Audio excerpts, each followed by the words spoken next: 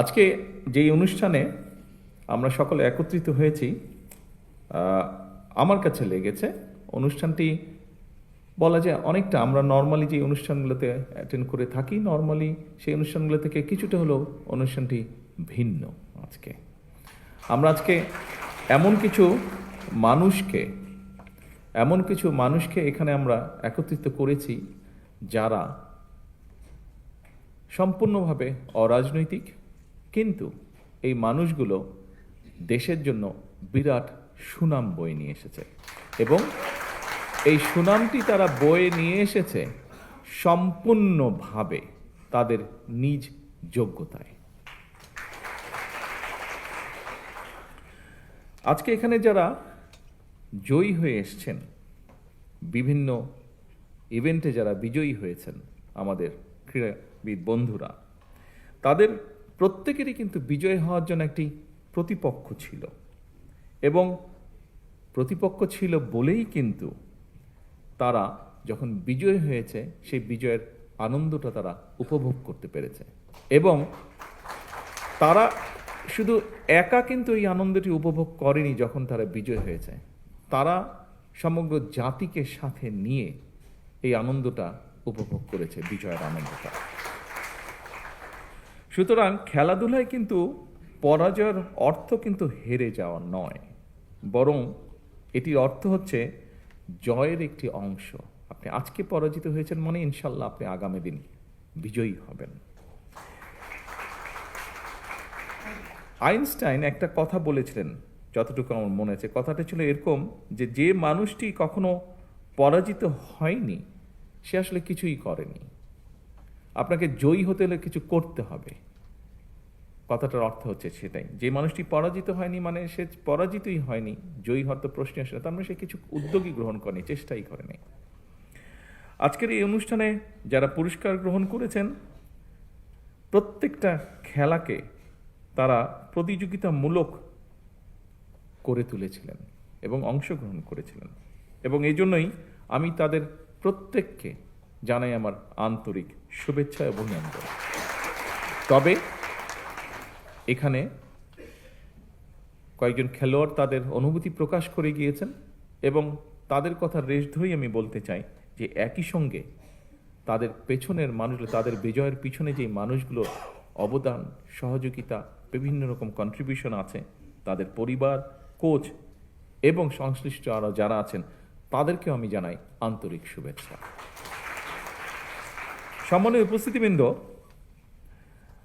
আমরা বিশ্বাস করি যে বর্তমান সময়ে, আমরা যদি চারিদিকে তাকাই, বর্তমান সময়ে ক্রীড়াটা শুধু কিন্তু শখ বা বিনোদন নয় বা এক্সারসাইজেরও কোনো অংশ নয়, বরং আমরা দেখতে পাচ্ছি এই মুহূর্তে আমরা যদি বিশ্বে দেখি, বিভিন্ন দেশে দেখি, ক্রীড়াটা কিন্তু একটা পেশা হয়ে দাঁড়াচ্ছে।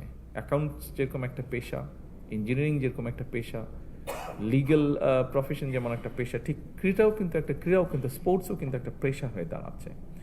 এবং অবশ্যই পৃথিবী যখন এইভাবে এগিয়ে যাচ্ছে, নিশ্চয়ই বাংলাদেশও পিছিয়ে থাকতে পারে না। আমরা ইনশাল্লাহ পিছিয়ে থাকবো না।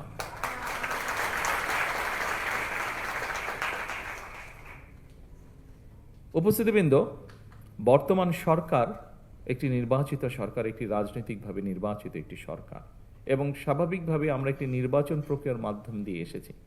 যখন আমরা নির্বাচন প্রক্রিয়ার মাধ্যম দিয়ে এসেছি, তার আগে আমরা সমগ্র জাতির সামনে আমাদের কিছু কথা তুলে ধরেছিলাম বিভিন্ন সেক্টরে এবং ঠিক একইভাবে ক্রীড়া সংক্রান্ত সেক্টরে আমরা বলেছিলাম যে আমাদের দল রাষ্ট্র পরিচালনার সুযোগ পেলে আমরা দেশের ক্রীড়াকে পেশা হিসাবে প্রতিষ্ঠিত করতে চাই এবং আজকের এই অনুষ্ঠানটি আমরা যে প্রতিশ্রুতি জনগণকে দিয়েছিলাম, দেশের মানুষকে দিয়েছিলাম, সেই প্রতিশ্রুতির কাজটি আমরা ধীরে ধীরে শুরু করেছি। আজকের এই অনুষ্ঠানটি হচ্ছে তার প্রমাণ বা সাক্ষ্য। আমাদের দেশের ছেলেমেয়েরা, তরুণীরা যারা ভালো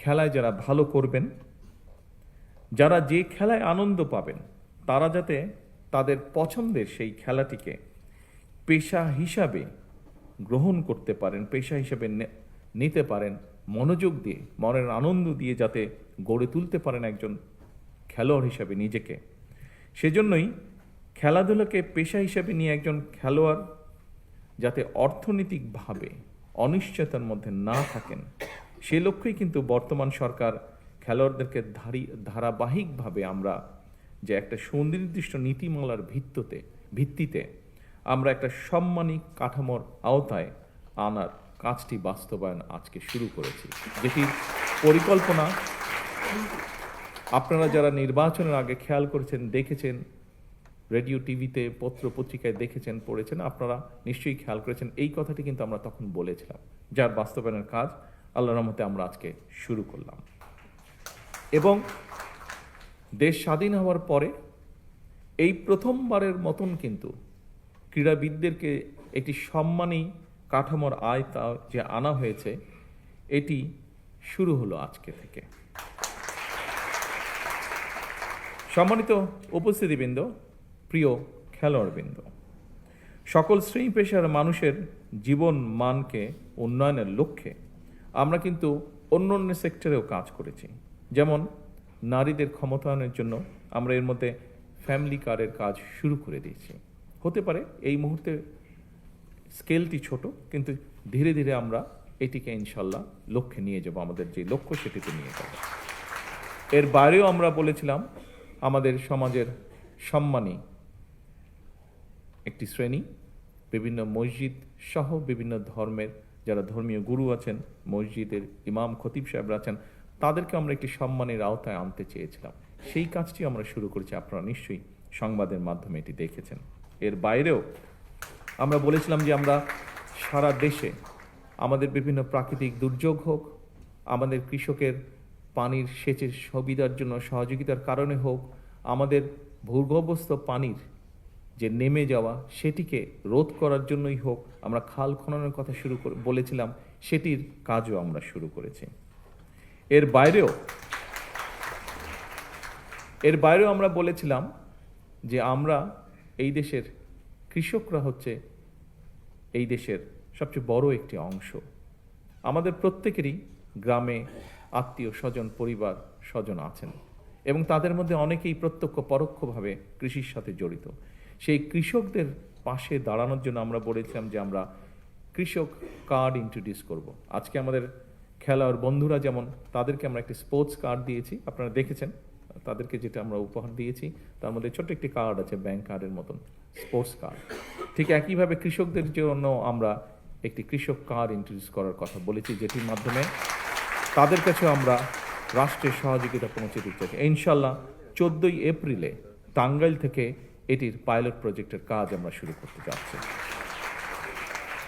সম্মানিত উপস্থিতিবৃন্দ, এভাবেই আমরা দেশ এবং জনগণের জীবনযাত্রার মান উন্নয়নের কাজ শুরু করেছি, দেশকে এগিয়ে নেওয়া যাওয়ার কাজ আমরা শুরু করেছি এবং সেটিরই অংশ হিসাবে আজকে আমরা আমাদের বন্ধুদের হাতে ক্রীড়া কার্ড তুলে দিয়েছি।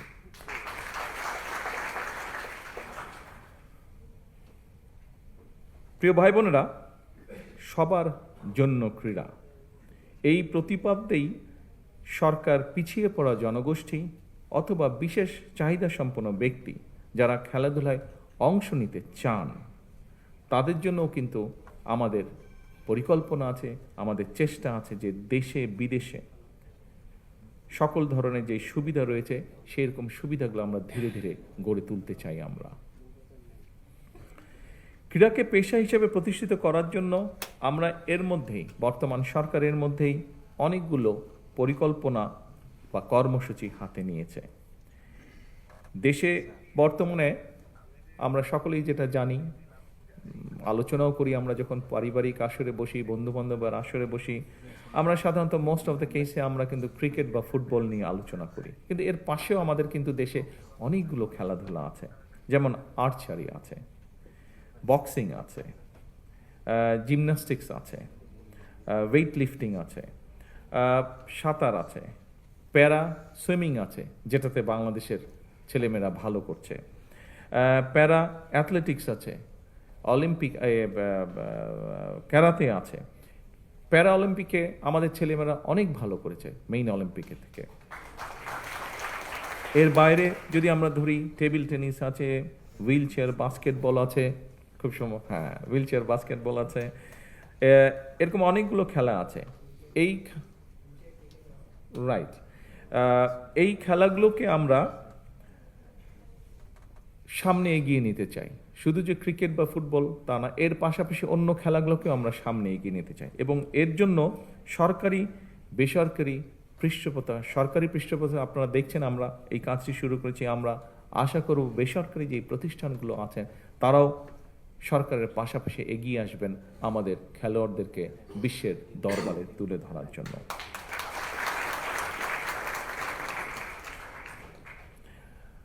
সকল উপস্থিতিবৃন্দ, আপনারা নিশ্চয়ই দেখেছেন সম্প্রতি সাফ নারী ফুটবল যে গেমস, এটার মধ্যে প্রথমবারের মতন বাংলাদেশ চ্যাম্পিয়ন হয়েছে। সেই চ্যাম্পিয়নদেরকে আবারও আজকের এই অনুষ্ঠানের পক্ষ থেকে আমি আন্তরিকভাবে শুভেচ্ছা এবং অভিনন্দন জানাচ্ছি। সময়ের পরিপ্রেক্ষিতে বর্তমান সরকার খেলাধুলাকে পেশা হিসেবে প্রতিষ্ঠিত করার জন্য স্বল্প, মধ্যম এবং দীর্ঘমেয়াদী লক্ষ্য এবং পরিকল্পনা যেগুলো নিয়েছে সেগুলো আপনার কিছুক্ষণ আগে যে ভিডিও হয়েছে তার মাধ্যমে আপনারা দেখেছেন। আমাদের বিভিন্ন বক্তা যে বক্তব্য রেখেছেন তার মাধ্যমে আপনারা জানতে পেরেছেন। পর্যায়ক্রমিকভাবে এগুলো আমরা ইনশাল্লাহ বাস্তবায়ন করব। পড়াশোনার পাশাপাশি খেলাধুলার প্রতি আমাদের যে ছেলেমেয়েরা ছোটবেলা থেকে আগ্রহী স্পোর্টসের জন্য, তারা যাতে এই সুযোগটা পায় সেজন্য এর মধ্যেই দেখেছেন স্পোর্টস মিনিস্টার উনি ওনার বক্তব্যে বলেছেন যে শিক্ষা কারিকুলামের পাশাপাশি আমরা কারিকুলামের ভেতরে আমরা চতুর্থ শ্রেণী থেকে খেলাধুলাকে যাতে মোটামুটি কম্পালসারি করা যায়। অর্থাৎ আমাদেরকে স্কুলে যেরকম অঙ্ক, ইংরেজি, ভূগোল, ইতিহাস এগুলো যেরকম কম্পালসারি পড়তে হয়, আমরা চাচ্ছি যে বাচ্চাটা যে খেলাটাই পছন্দ করুক কিন্তু সেই খেলাটা তাকে খেলতে হবে, সেটাতে তাকে এক্সপার্ট হতে হবে, সেটাতে তাকে নিজেকে গড়ে তুলতে হবে। অর্থাৎ ইতিহাস, ভূগোল, বিজ্ঞান এই সাবজেক্টগুলোর পাশাপাশি আমরা খেলাটাকে কম্পালসারি করবো, সেটার মধ্যে মার্ক থাকবে, সেটার মধ্যে পাস ফেল থাকবে, যাতে সে সেটা সিরিয়াসলি নেয়। শুধু আচ্ছা বিকালে একটু খেলতে গেলাম বা অফ টাইমে একটু খেলতে গেলাম, নট দ্যাট, সিরিয়াসলি হতে হবে। অর্থাৎ আমরা আসলেই চাচ্ছি আমাদের ছেলেমেয়েরা যাতে সত্যিকারভাবে নিজেকে একজন যে যেটাই খেলবে সেটাতে যাতে সে তাকে নিজেকে এক্সপার্ট হিসেবে গড়ে তুলতে পারে।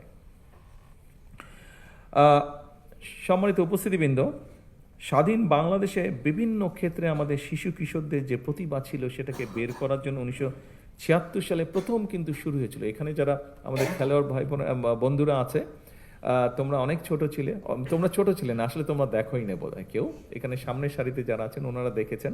1976 সালে শুরু হয়েছিল বাংলাদেশের শিশুদের ভিতর থেকে প্রতিভাবান যারা আছে বিভিন্ন সেক্টরে, বিভিন্ন কালচারাল সেক্টরে বের করার জন্য নতুন কুড়ি শুরু হয়েছিল।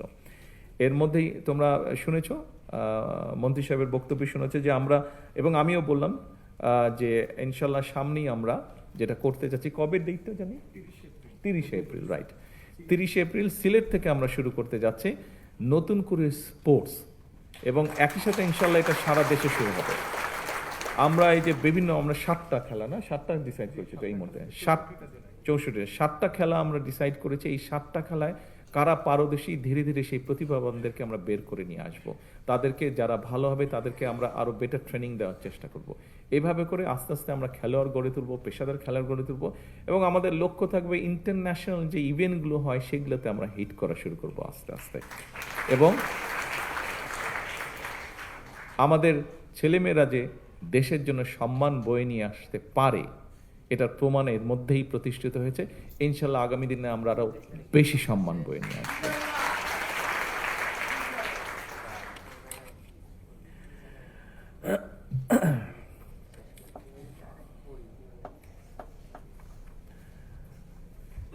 কথা অনেক আছে, আমার মনে হয় কথা কম কাজ বেশি করতে হবে, কথা কম খেলতে হবে বেশি। আমি শেষ যেই কথাটা একটা বলতে চাই, এই কথাটা একটু সিরিয়াস, তবে এই কথাটা আমি মিন করি, বিশ্বাস করি, এবং সেই জন্য আমি বলতে চাচ্ছি। দেশপ্রেম, ঐকান্তিক ইচ্ছা আর টিম স্পিরিট থাকলে আপনাদের সাফল্যজনক অগ্রযাত্রায় কেউ বাধা হয়ে দাঁড়াতে পারবে না বলে আমি দৃঢ়ভাবে বিশ্বাস করি। আপনাদের প্রতি খেলোয়াড় বন্ধুরা, আপনাদের সকলের প্রতি আমার একান্ত আহ্বান, একান্ত অনুরোধ, পেশাদার খেলোয়াড়ি জীবনে আপনারা কোনো রাজনৈতিক দল বা গোষ্ঠীর প্রতিনিধি নন বা হবেন না দয়া করে। বরং ক্রীড়া নৈপুণ্য দিয়ে দেশের প্রতিনিধি হয়ে উঠবেন আপনারা। দেশের জন্য সম্মান বয়ে নিয়ে আসবেন, গৌরব বয়ে নিয়ে আসবেন আপনারা। দেশে বিদেশে বিজয় মালা বরণ করে বিশ্বে ক্রীড়া জগতে বাংলাদেশকে উচ্চতর মর্যাদার আসনে আপনারা প্রতিষ্ঠিত করবেন ইনশাআল্লাহ।